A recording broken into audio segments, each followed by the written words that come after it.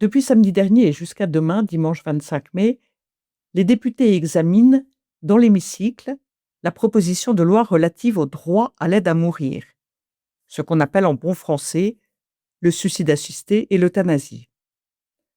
Compte tenu des enjeux majeurs, il me semble important de rappeler ici les points essentiels de ce texte. Son article 2 consiste à autoriser et à accompagner une personne qui en a exprimé la demande à recourir à une substance létale afin qu'elle se l'administre ou qu'elle se la fasse administrer. Les conditions d'accès sont les suivantes: être majeur, être atteint d'une affection grave et incurable qui engage le pronostic vital et en phase avancée ou terminale, présenter une souffrance physique ou psychologique, éventuellement liée à l'arrêt souhaité des traitements par la personne, être apte à manifester sa volonté de façon libre et éclairée. Pour les modalités de la demande, le patient doit solliciter un médecin au cours d'une consultation en présentiel. Celui-ci doit vérifier que les critères sont remplis.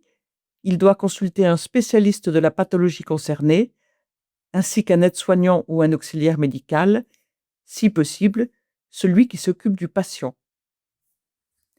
Il a dès lors 15 jours au plus pour donner son accord ou pas, et le patient devra réfléchir 2 jours au moins avant de confirmer sa volonté d'une mort accélérée. Patient et médecin fixent ensuite la date et le lieu de l'administration de la substance létale, et le patient indique en présence de quelle personne de son entourage il veut vivre son dernier moment. La substance létale peut être délivrée par une pharmacie d'officine ou par la pharmacie intérieure d'un établissement, par exemple celle d'un EHPAD. Le jour même, le médecin ou l'infirmier revérifie la volonté du patient, puis il veille sur l'auto-administration de la substance ou il l'administre, puis il quitte la pièce mais doit rester à proximité. Les médecins peuvent refuser au motif de leur clause de conscience, mais ils doivent alors orienter vers un confrère disposé à mettre en œuvre l'aide à mourir. Les pharmaciens, en revanche, ne disposent pas de la clause de conscience, pas plus que les responsables d'établissements sanitaires ou médico-sociaux, qui sont tenus d'y permettre la mise en œuvre de cette aide à mourir. Une commission de contrôle et d'évaluation est créée, et le contrôle exercé ne sera que a posteriori, soit après la mort du patient. Un délit d'entrave est créé, c'est-à-dire que toute personne qui perturberait un suicide assisté ou une euthanasie, ou qui tenterait de dissuader un patient d'y recourir, pourrait être condamnée par la justice pour délit d'entrave.